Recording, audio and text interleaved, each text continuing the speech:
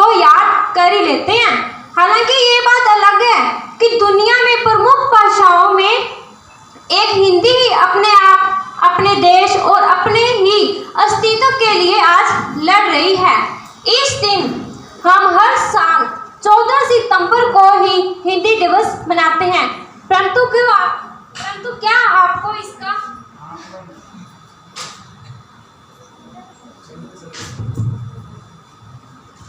हम हर साल 14 सितंबर को ही हिंदी दिवस मनाते हैं, परंतु इसको आपका क्या पता है?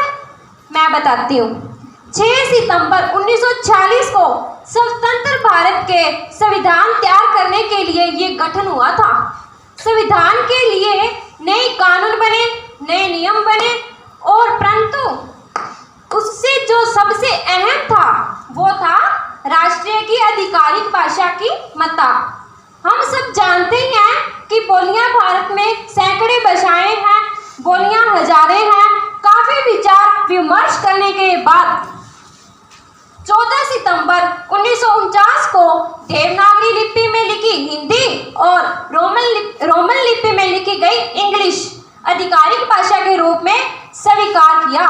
इस ऐतिहासिक दिन महत्व को देखते हुए हमारे पहले प्रधानमंत्री पंडित जवाहरलाल नेहरू ने ये निर्णय ले लिया था कि अब हम 14 सितंबर को ही हिंदी दिवस मनाएंगे।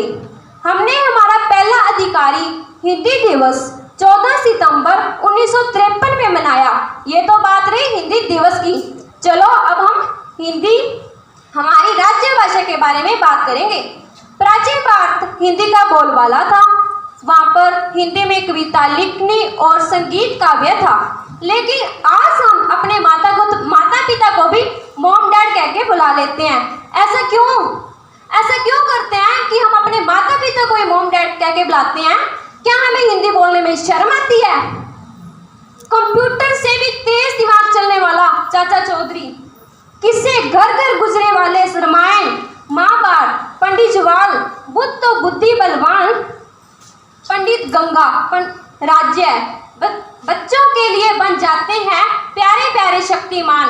सुभद्रा कुमारी जी ने वह वीर रस से भरी झांसी की रानी की कविता, या फिर कलम से सिपाही मुंशी प्रेमचंद जी की ईदगाह और उनका नन्हा सा हामिद, वह गुलजार से उनका नन्हा सा हामिद से कुछ मासूम से बोल, कुछ लकड़ी की है काठी, वह काठी का घोड़ा, उस घोड़े की धूम पर मारा हुआ हथौड़ा।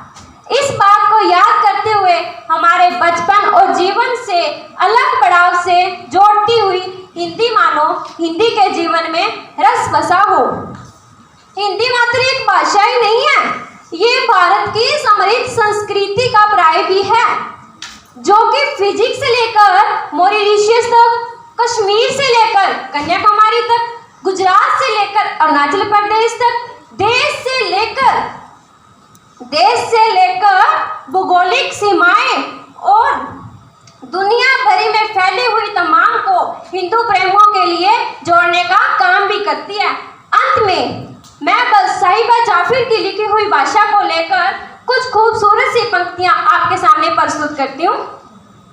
मैं वह भाषा हूँ जिसमें तुम गाते और हंसते हो, मैं वह भाषा हूँ जिसमें तुम गाते और हंसते हो, मैं वह भाषा हूँ जिसमें अपना सुख दुख रचते हो, मैं वह भाषा हूँ जिसमें तुम अपना सुख दुख रचते हो, मैं वह भाषा हूँ जिसमें तुम सपनाते हो और हंसाते हो, मैं वह भाषा हूँ जिसमें तुम अपनी कथा सुनाते हो, मैं वह भाषा हूँ जिसमें तुम भाव नदी का अमृत पीते हो, मैं वह भाषा हूँ जिसमें तुमने बचपन खेला भी है और पढ़ा भी है, मैं वह भाषा हूँ जिसमें तुमने यौवन प्रीत के पाठ पढ़े, मैं वह भाषा हूँ जिसमें तुमने यौवन प्रीत के पाठ पढ़े।